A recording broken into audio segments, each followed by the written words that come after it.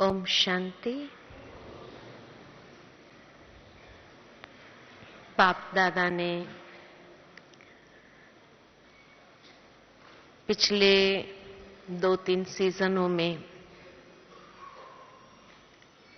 और इस सीजन में भी कई बार हम बच्चों को यही प्रेरणा दी कि बच्चे समय अनुसार अब हमारी स्थिति इतनी श्रेष्ठ हो, बाबा हर बच्चे को स्वमान की स्थिति में सेट हुआ देखना चाहते हैं और हर एक आत्मा के प्रति सम्मान की भावना हो। ये 2 शब्द बाबा की मुरलियों में हम बच्चे कई बार सुनते हैं, स्वमान और सम्मान। स्वमान अर्थात ये तो हम सभी जानते कि एक श्रेष्ठ स्वमान में अपने स्थिति को स्थित करना, यानी बाबा के बनने के बाद बाबा ने हर बच्चे को एक बहुत श्रेष्ठ गिफ्ट दी है और वो गिफ्ट है कोई न कोई ऐसी विशेषता की। और ये विशेषता की गिफ्ट भी बाबा से इसीलिए मिली है ताकि उस गिफ्ट का भी हम सही स्वरूप में सम्मान कर सके और अपने मन की स्थिति को भी उस श्रेष्ठ स्वमान में स्थित कर सके। स्वमान को दूसरे शब्द में कहे तो सेल्फ रिस्पेक्ट, स्वयं का ही सम्मान।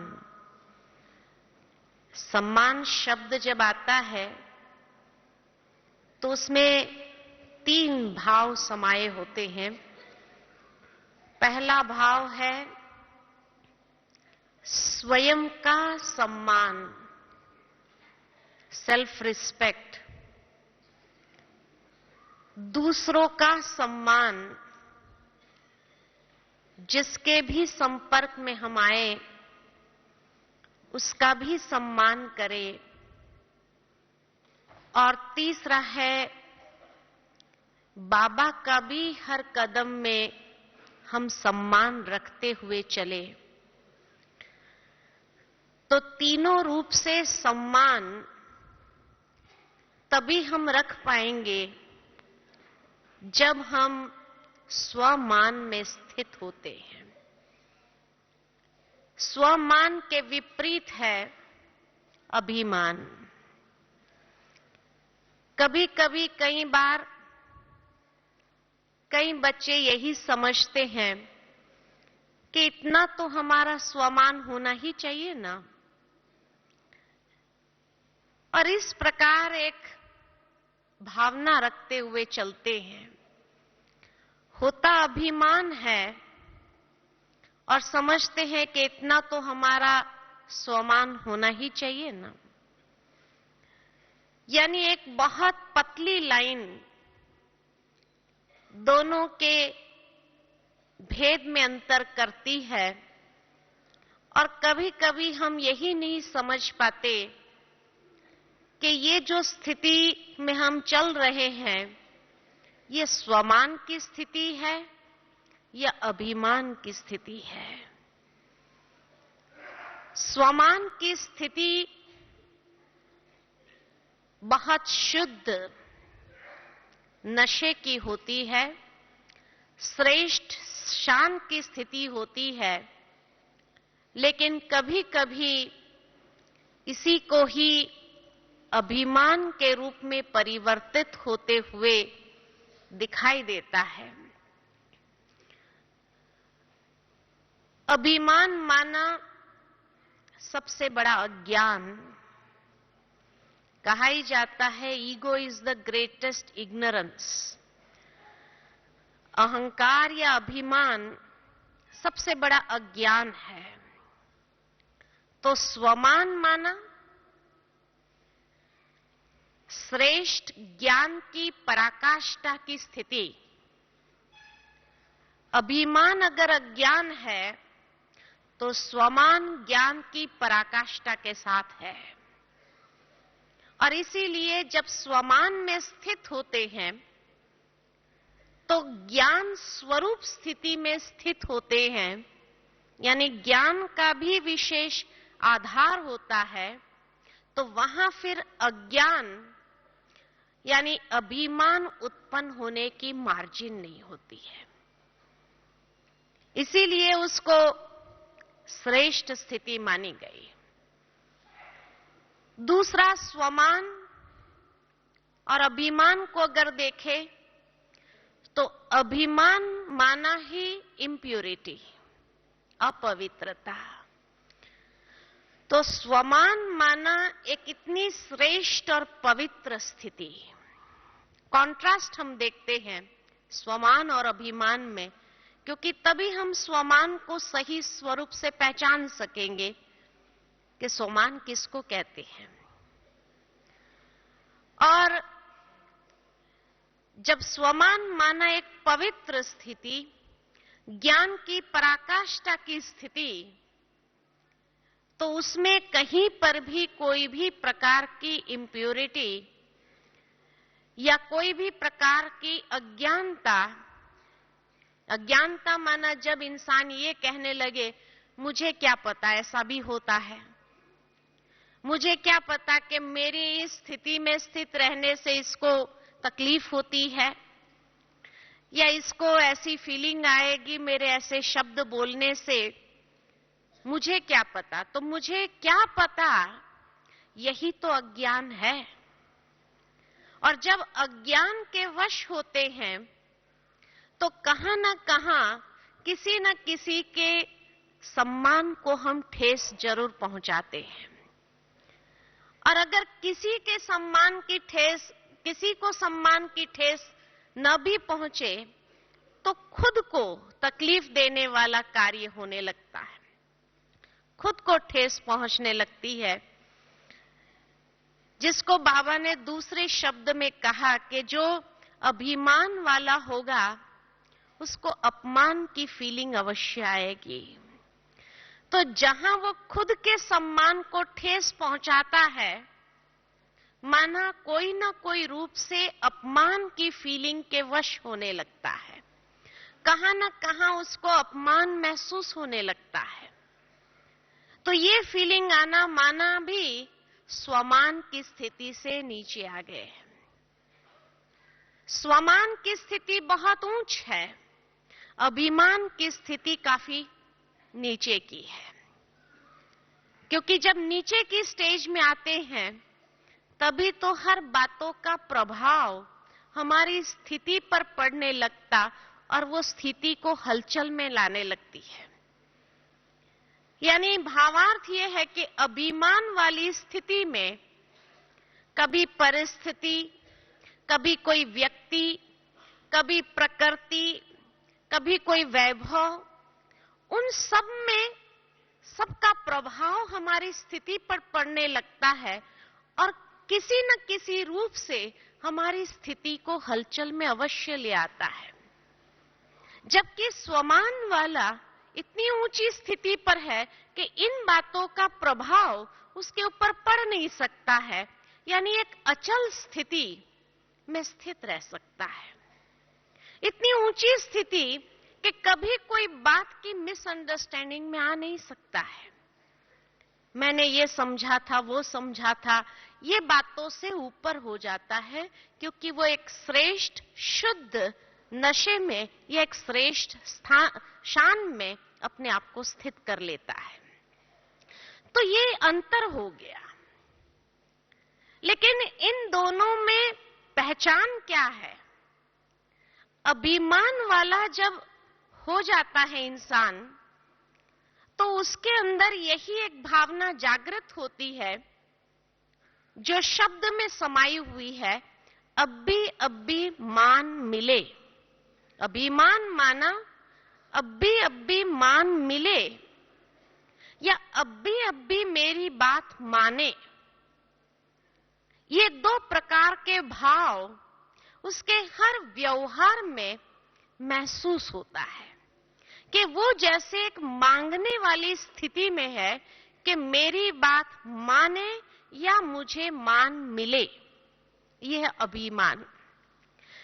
लेकिन स्वमान वाला, सेल्फ रिस्पेक्ट में जो व्यक्ति है, वो दूसरे से अपेक्षा नहीं रखता है, क्योंकि उसको अपनी योग्यता और विशेषता के प्रति इतना सम्मान है, वो इतना उस क्वालिटीज को ईश्वर की देन समझ करके रिस्पेक्ट कर रहा है कि ये योग्यता मेरी नहीं, लेकिन बाबा द्वारा मुझे प्राप्त एक गिफ्ट है, और इसलिए मुझे इस योग्यता का सम्मान करना है।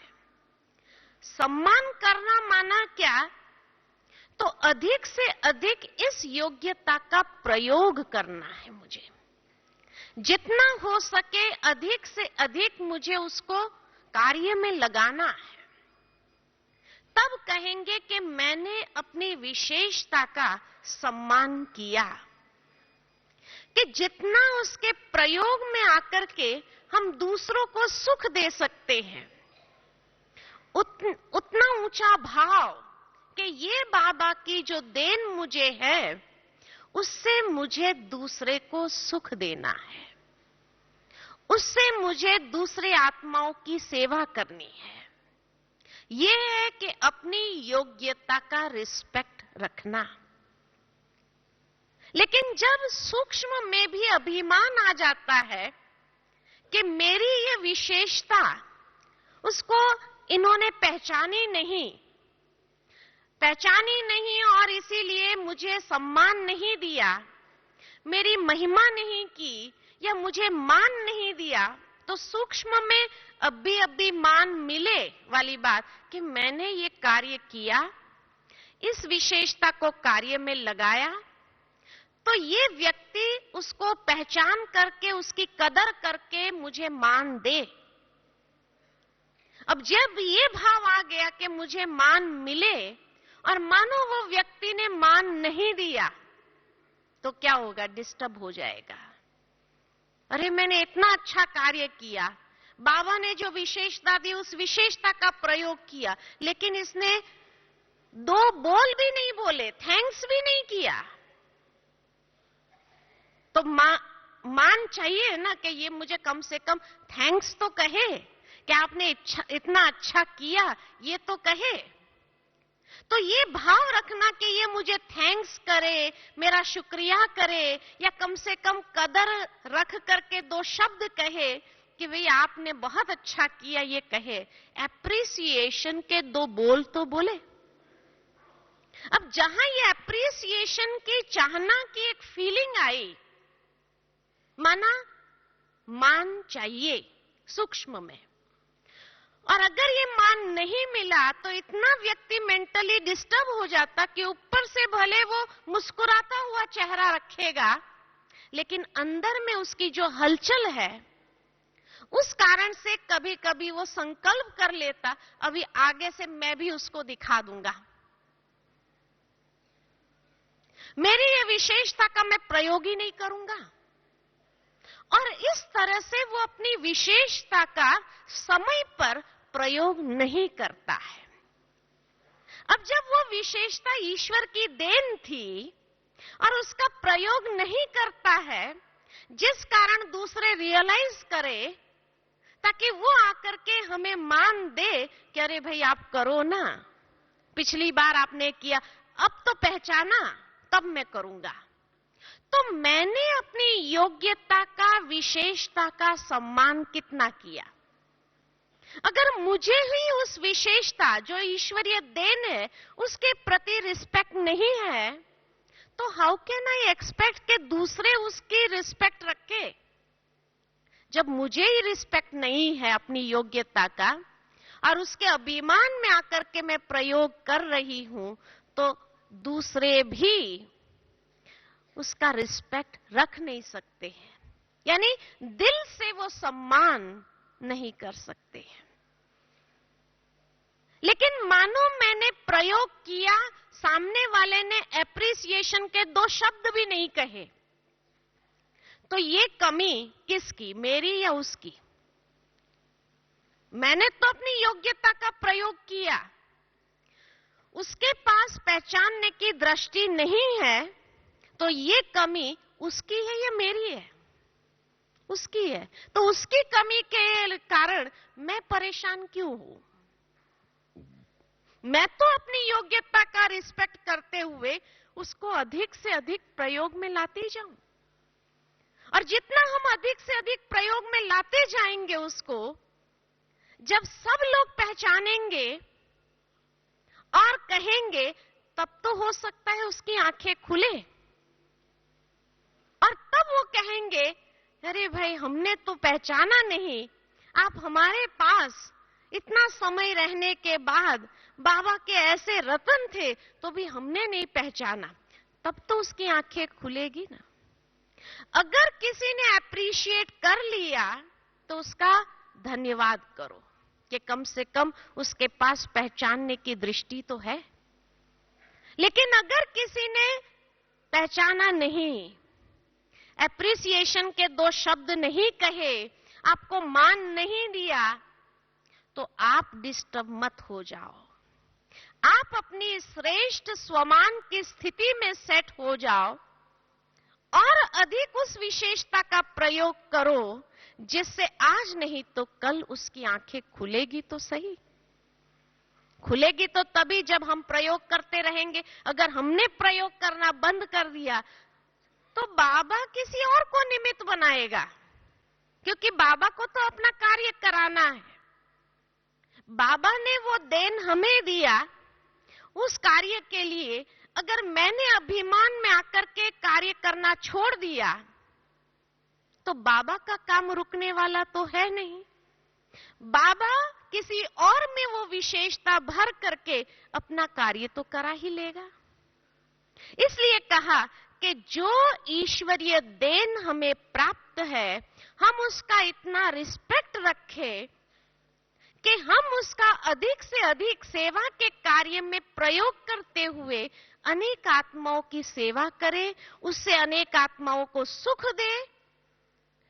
तो ये है सेल्फ रिस्पेक्ट। और जब खुद को रिस्पेक्ट होगा तो दूसरे को भी रिस्पेक्ट होगा, आज नहीं तो कल होगा ही। इसलिए उसको छोड़ना नहीं। दूसरी बात के स्वमान माना क्या कि जो हमारे आदि अनादि गुण है उसके स्वरूप में अपने आप को स्थित करना। जो आत्मा के साथ गुण है उसमें अपने आप को स्थित करते हुए उन गुणों को अपने जीवन से प्रवाहित होने दे, वो वाइब्रेशंस को प्रवाहित होने दे। जितना वो वाइब्रेशंस को हम प्रवाहित होने देते हैं उतना हम अपने श्रेष्ठ स्वमान में स्थित करते जाते हैं। विधि यही है कि शुरू करते हैं हम अपने आत्मा के 7 गुणों में अपने आप को स्थित करने का। अगर वो गुणों में अपने आप को स्थित करना आ गया कि मैं ज्ञान स्वरूप हूं, मैं प्रेम स्वरूप हूं, मैं शांत स्वरूप हूं, और वो गुणों को हम जितना प्रवाहित होने देते हैं अपने कर्म में, व्यवहार में, तो ये स्वमान की पहली सीढ़ी है। अगर मैं ज्ञान स्वरूप, प्रेम स्वरूप, शांत स्वरूप, आनंद स्वरूप, सुख स्वरूप नहीं बन सकी और मैं श्रेष्ठ स्वमान लेती हूं कि मैं विश्व कल्याणकारी हूं, बन सकूंगी विश्व कल्याणकारी? क्योंकि विश्व कल्याणकारी बनने के लिए तो ये सातों गुणों को प्रवाहित करना बहुत आवश्यक है। इसलिए पहला स्टेज स्वमान का है। ये सातों गुणों में अपने आप को स्थित करते हुए वो गुणों को हम अपने जीवन में से प्रवाहित होने दें, दूसरों की सेवा के लिए उसको प्रवाहित करें। और जितना उसके स्वरूप हम बनते जाते हैं, तब फिर आगे के जो कदम है वो कि मैं मास्टर सर्वशक्तिमान हूं, मैं विश्व कल्याणकारी आत्मा हूं, मैं आधार मूर्त उद्धार मूर्त हूं, जो बाबा ने अनेक स्वमान हमें दिए हैं, उस स्वमान में तभी हम टिक सकेंगे। अगर प्रैक्टिकल मेरे जीवन में मेरे कर्मों के द्वारा किसी को दुख मिल रहा है, मैं शांति प्रवाहित नहीं कर रही हूं, मेरे कारण किसी को टेंशन हो रहा है, और मैं सुबह सुबह अमृत वेले श्रेष्ठ स्वमान लेकर के बैठती हूं कि मैं विश्व की उद्धार मूर्त आत्मा हूं, क्या कहेंगे इसको? इसको कहेंगे हिपोक्रेसी। ये हिपोक्रेसी, ये खुद को ठगने वाली बात है। क्योंकि जो विश्व के आधार मूर्त आत्मा को, उद्धार मूर्त आत्मा को बेसिक क्वालिटीज जो चाहिए वो तो है नहीं। आप प्रेम स्वरूप नहीं है अपने व्यवहार में, अपने संबंधों में, और सोच रहे हैं मैं विश्व कल्याणकारी आत्मा हूं। कल्याण करने के लिए तो पहला क्वालिटी प्रेम की चाहिए, पहली क्वालिटी सुख देने की चाहिए, वो है नहीं। तो बेसिक 7 गुणों के ऊपर ही सारे स्वमानों का आधार है। जितने भी स्वमान की लिस्ट निकाली होंगी, कई बार कई लोगों ने लिस्ट भी निकाली, बाबा की एक मुरली चली थी कि कितने स्वमान है उसकी लिस्ट निकालो। कई सेंटर पर ये वर्कशॉप हुई, लोगों ने लिस्ट निकाली कि कितने स्वमान है, कहीं 108 की लिस्ट निकली, कहीं कितने की लिस्ट निकाली। लेकिन हम अगर रोज एक स्वमान लेकर के बैठते, लेकिन बेसिक फाउंडेशन ही हमारा 7 गुणों वाला नहीं है, न प्रेम मेरे से प्रवाहित हो रहा है, न प्रेम पूर्ण व्यवहार है मेरा, न शांतिपूर्ण व्यवहार है मेरा, न किसी को सुख देने की कला है मेरी, और मैं सोचती हूं मैं विश्व कल्याणकारी आत्मा हूं, या मास्टर सर्वशक्तिमान, या उद्धार मूर्त, या आधार मूर्त आत्मा हूं, तो इसको क्या कहेंगे? तो इसलिए जितना हम अपने आदि अनादि गुणों का स्वरूप प्रैक्टिकल रूप में होंगे, उतना श्रेष्ठ स्वमान को धारण करना आसान हो जाएगा। अगर यह 7 गुणों का फाउंडेशन नहीं है मेरे जीवन में, तो मैं कितने भी संकल्पों में श्रेष्ठ स्वमान को ले लूं, लेकिन उसका कोई अनुभव हमारे जीवन में नहीं होगा। ये प्रैक्टिकल सत्य है। इसलिए ये 7 गुण कितने हैं मेरे जीवन के अंदर, कितने मेरे व्यवहार में, मेरे संबंधों में लोग उससे संतुष्ट हो रहे हैं कि हाँ, एज अ बीके, हाँ, इस व्यक्ति का व्यवहार बहुत अच्छा है, कितनी शांति मिलती है उसके व्यवहार से, कितना सुख मिलता है इसके व्यवहार से, कितनी प्रेम भरी दृष्टि है उसकी, कितनी समान भाव की दृष्टि, आत्मिक स्थिति है, ये फीलिंग मेरे से कितनों को आई। अगर ये फीलिंग ही नहीं आ रही है और मैं अमृत वेले श्रेष्ठ संकल्पों को ले रही हूं, तो क्या उसका अनुभव हम सारा दिन कर पाएंगे? कभी नहीं कर पाएंगे। तो ये बेस, फाउंडेशन को मजबूत करने की आवश्यकता है, तभी हम सेल्फ रिस्पेक्ट में रह सकते हैं, दूसरों का रिस्पेक्ट कर सकते हैं। तो इसलिए कहा कि पहला रिस्पेक्ट अपनी योग्यता, अपने गुणों का, अपने शक्तियों का, और उसका प्रयोग दूसरे की सेवा के लिए, सुख देने के लिए करना, यह है स्वयं का रिस्पेक्ट रखना। दूसरों का रिस्पेक्ट रखना माना क्या?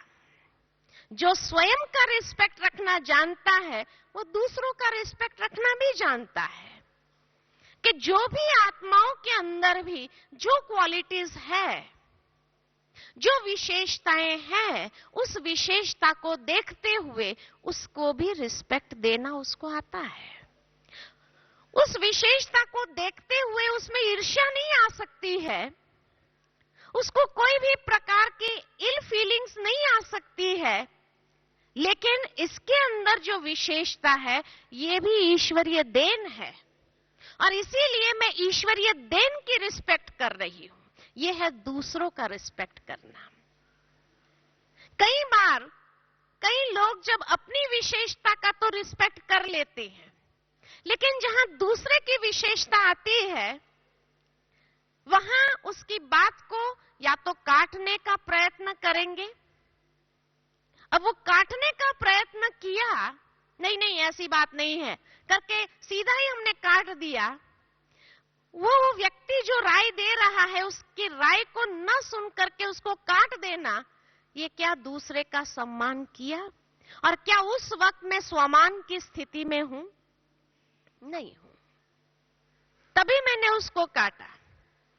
मुझे याद आता है दादी गुलजार का, कई बार ये क्लास में बहुत सुंदर रीति से दादी बताती है कि कोई अगर राय दे भी रहा है तो उसके राय को काटने के बजाय, मानो आपको पसंद नहीं भी आई उसकी राय कि श्रीमत के अनुसार वो राय ठीक नहीं है, तो भी क्या कहो, हाँ बहुत अच्छी बात है आपकी, हम उसके ऊपर विचार जरूर करते हैं, ताकि जब उसको ये कहा हाँ बहुत अच्छी बात है, तो उस वक्त उस व्यक्ति को कम से कम शीतल कर लिया।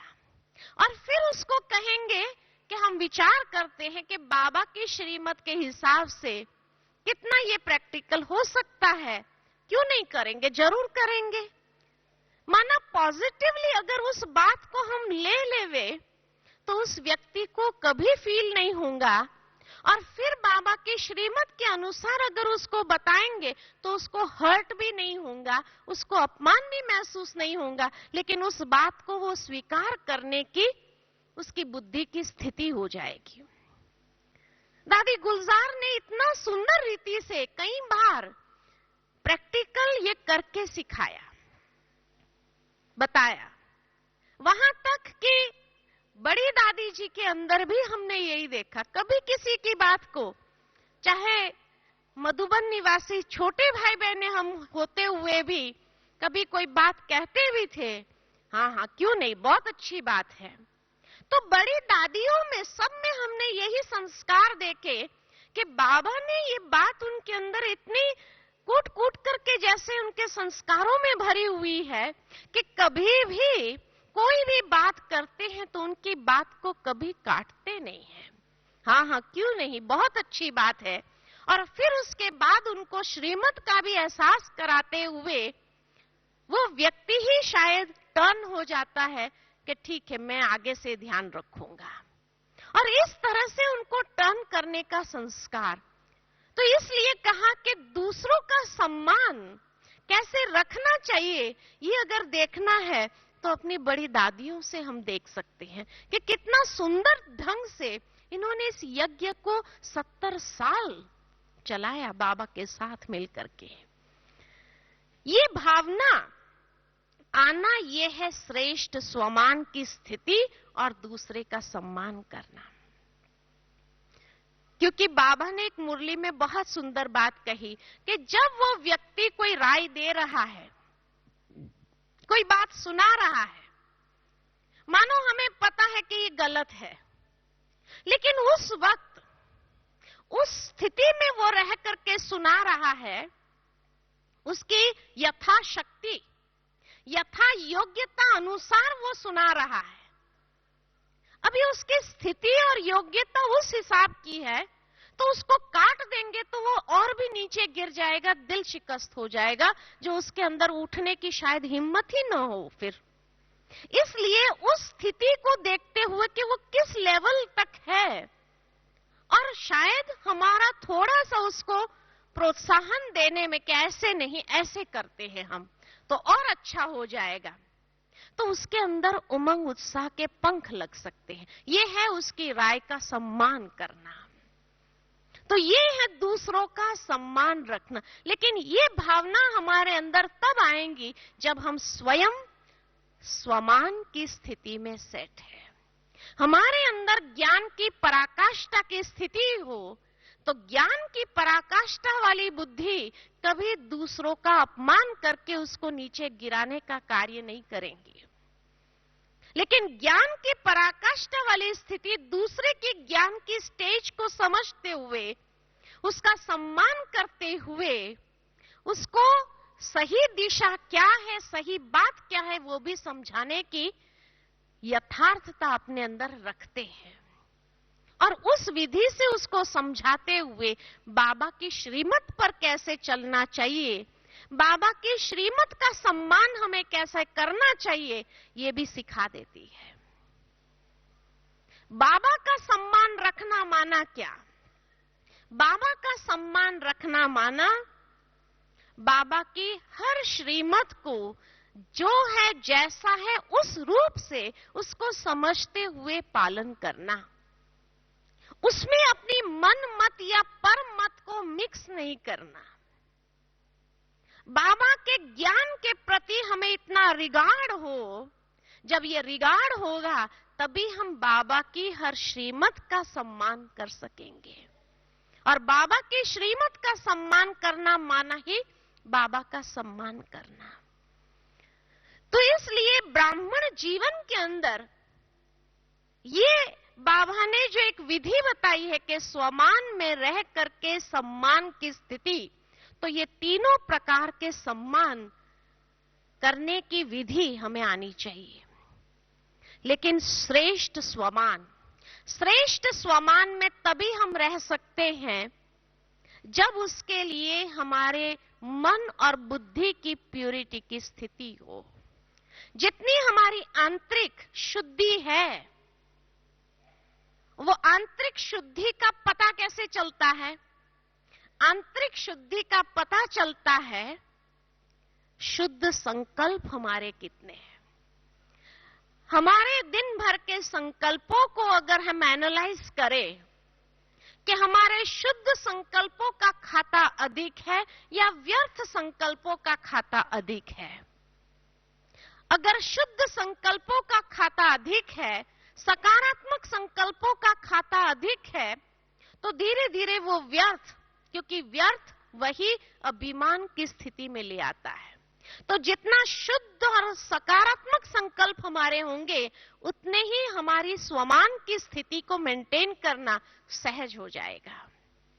इसलिए पहले अपने संकल्पों की शक्ति को हमें चेक करना है कि मेरी संकल्प की शक्ति में शुद्धता और सकारात्मकता कितनी है।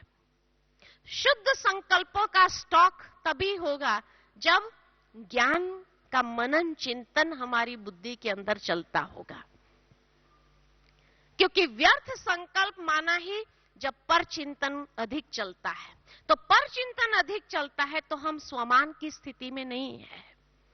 लेकिन जितना ज्ञान का मनन चिंतन चलता होगा, तो ज्ञान के मनन चिंतन से ही हम शुद्ध संकल्पों का स्टॉक, सकारात्मक संकल्पों का स्टॉक अपना जमा कर सकते हैं।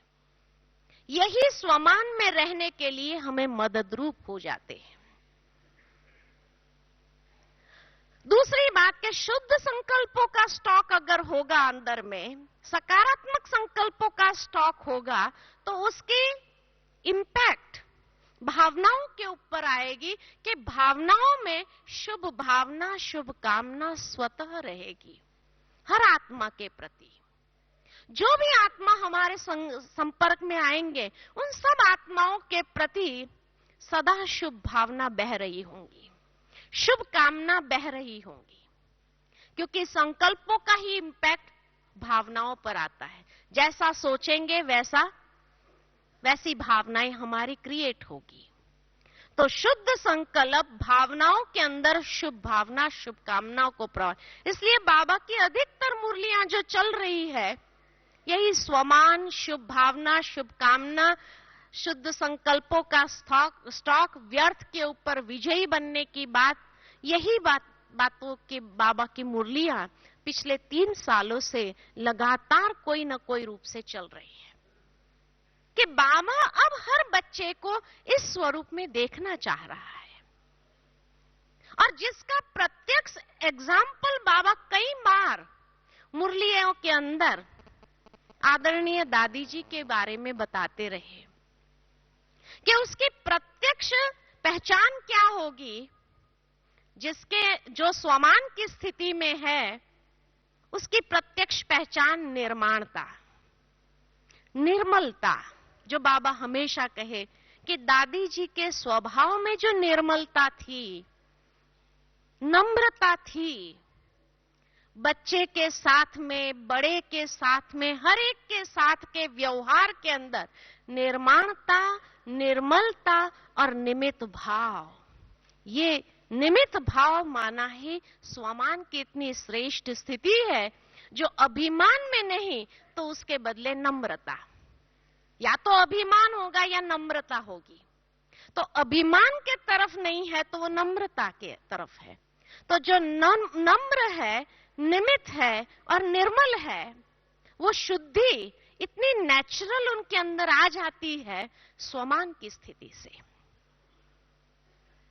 दूसरा, जब स्वमान की स्थिति में है तो मम्मा का चित्र सामने आता है कि मम्मा को हमेशा श्रेष्ठ स्वमान की स्थिति में देखा। सभी दादियां भी वर्णन करती है कि श्रेष्ठ स्वमान की स्थिति थी उनकी। तो उनके स्वरूप में क्या था? गंभीरता। जितना व्यक्ति श्रेष्ठ स्वमान में होगा उतना मैच्योर, उतना गंभीर, छोटी छोटी बातें भी उनकी मानसिक स्थिति को डिस्टर्ब नहीं कर सकती है। इतनी गंभीरता की स्थिति उसके अंदर से, धैर्यवत और गंभीर, ये उनके स्वरूप में प्रत्यक्ष, जैसे दादी जी के अंदर निर्मलता दिखाई देती थी, ऐसे मम्मा के अंदर गंभीरता का स्वरूप हर फोटो के अंदर दिखाई दिया। और तीसरा, उनके अंदर एक अथॉरिटी, बाबा के चित्र में वो अथॉरिटी नजर आती है।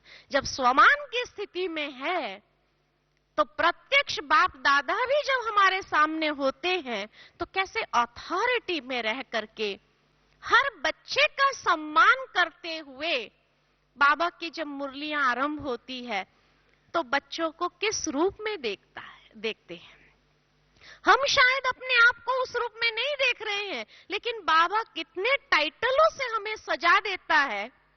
तो वो अथॉरिटी में है, तो अथॉरिटी में होते हैं तभी वो दूसरे के प्रति भी ऐसी दृष्टि, इतनी ऊंची दृष्टि रख सकते हैं। तो ये उसकी प्रत्यक्ष स्वरूप में पहचान है कि अथॉरिटी होते हुए भी अभिमान का स्वरूप नहीं, अथॉरिटी होते हुए गंभीरता का स्वरूप, धैर्यवत स्वरूप, और अथॉरिटी होते हुए भी निर्मलता, निर्माणता और निमित्त भाव सदा ही बहता रहा। तो ये है प्रत्यक्ष पहचान। माना अगर कई बार कई बच्चे कहते हम कैसे समझे, तो प्रत्यक्ष में हमारे सामने जब इतने उदाहरण है, वर्तमान समय में भी सब दादियों के अंदर हम देखें तो कितने श्रेष्ठ भाव उनके अंदर होते हैं, कितना ज्ञान का मनन चिंतन करते हुए हर बच्चे को योग्य बनाने का एक भाव उनके अंदर समाया रहता है। यही प्रत्यक्ष प्रमाण है कि कितना हर आत्मा के प्रति सम्मान का भाव है उनके अंदर। और यही स्वरूप हम बच्चों का बाबा भी देखना चाहता है तो दादी भी देखना चाहती है। यही तो आज के संदेश में भी दादी ने सुना है कि दादी भी यही चाहती है कि हर बाबा का बच्चा बाबा की इस आशा को पूरा करे, श्रेष्ठ स्वमान की स्थिति में रह करके दुनिया भी जिसको देखे तो ये देखे दादी जी ने क्या कहा, क्या देखे, हर एक के नैनों से क्या दिखाई दे, हर एक के चेहरे से क्या दिखाई दे। यही स्वरूप तो दुनिया के आगे स्पष्ट दिखाना है। यही तो प्रत्यक्षता के और बढ़ने वाले कदम है। तो इसलिए स्वमान और सम्मान, जितना हम स्वयं का मान रख सकते हैं, बाबा की जो भी ईश्वरीय देन है, गिफ्ट है, वरदान हम सम्मान कर सकते हैं, उतना ही हम सम्मान दूसरों का भी और ईश्वर का भी कर सकेंगे। तो सार रूप में मैं यही कहना चाहूंगी कि स्वमान में रह करके श्रेष्ठ शान के अंदर जब रहते हैं तो प्रत्यक्ष हर चेहरे से बाबा का दर्शन हम हर एक ब्राह्मण करा सकेंगे। जो आज भी कई लोग देखते हैं तो कहते हैं आप लोग एक जैसे ही है, सभी के मुख से एक जैसे ही बोल निकलते, आप लोगों को ऐसी ट्रेनिंग मिलती है क्या? ऐसा बोलने की भी ट्रेनिंग मिलती है क्या? आप लोगों का चलना एक जैसे है, आप लोगों का बात करना एक जैसे है, ये कैसे हो सकता है? पूछते हैं ना। तो अभी तो चलना एक जैसे, बोलना एक जैसे उनको लग रहा है, लेकिन उसके बाद एक दिन आएगा जब कहेंगे आप लोगों का चेहरा भी एक जैसा ही है। जब ये देखेंगे कि आप सबका चेहरा एक जैसे ही लग रहा है, तब तो बाबा की प्रत्यक्षता हुई पड़ी है ना। तो इसलिए वतन में अगर बाप दादा दादी भी बैठ करके यही चाहना रखते हैं हर ब्राह्मण आत्मा से कि अब समय इतना समीप आता जा रहा है, बाबा ने तो दादी जी के द्वारा अपना सेवा का कार्य की गति को तो फास्ट कर ही दिया है, लेकिन उसके साथ साथ हम बच्चे भी अपने स्वरूप को फास्ट ऐसा बनाने की एक फास्ट गति दे देवे, यही बाबा हम बच्चों से चाहता है। और यही शायद हम बाबा का भी सम्मान रखते हुए वो आशा को पूरा करें। ठीक है ना।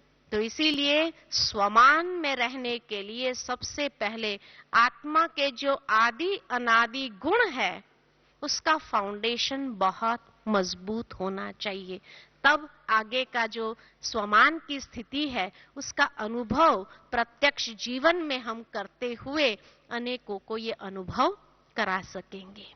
ओम शांति।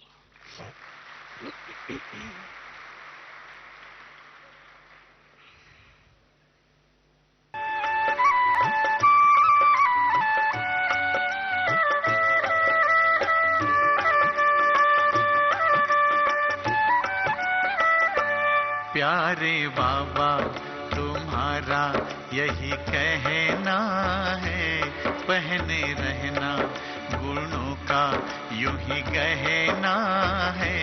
करते चलो सबको प्यार, देते चलो सत्कार, तुम्हें तारों से आगे निकलना है। प्यारे बाबा तुम्हारा यही कहना है, प्यारे बाबा तुम्हारा यही कहना है।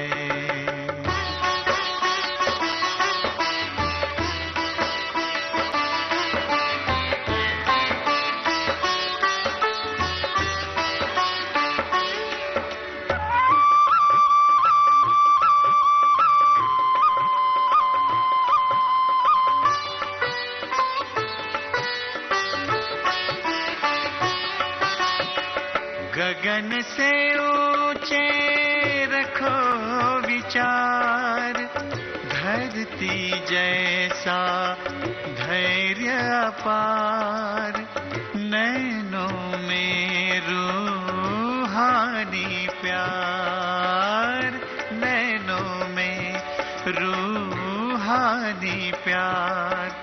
बेहद में रहना नाहद में ठहरना, सदा नदी आसा बहते रहना है।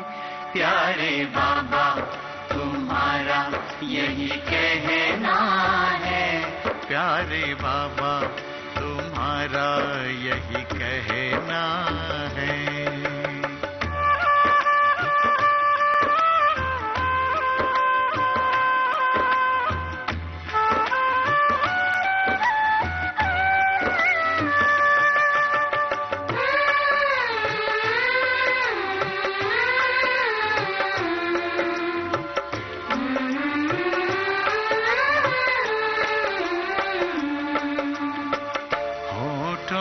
को मुस्कान मिले, जैसे हो गुलिस्तान खिले, होठों को मुस्कान मिले, जग को जीवन दान मिले, आए गम की ना हवाएं, देते रहो दुआएं, नहीं अवगुण को मन में धरना है। प्यारे बाबा तुम्हारा यही कहना है, प्यारे बाबा तुम्हारा यही कहना है।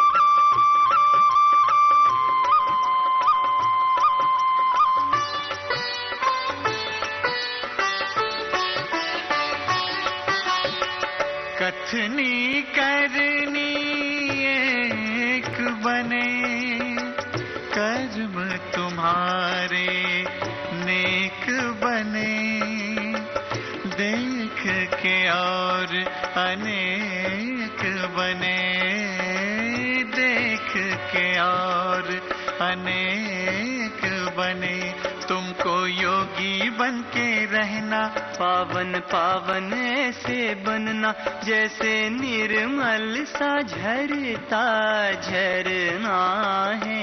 प्यारे बाबा तुम्हारा यही कहना है, पहने रहना गुणों का यूं ही गहना है, करते चलो सबको प्यार, देते चलो सत्कार, तुम्हें तारों से आगे निकलना है। प्यारे बाबा तुम्हारा यही कहना है, प्यारे बाबा तुम्हारा यही कहना है।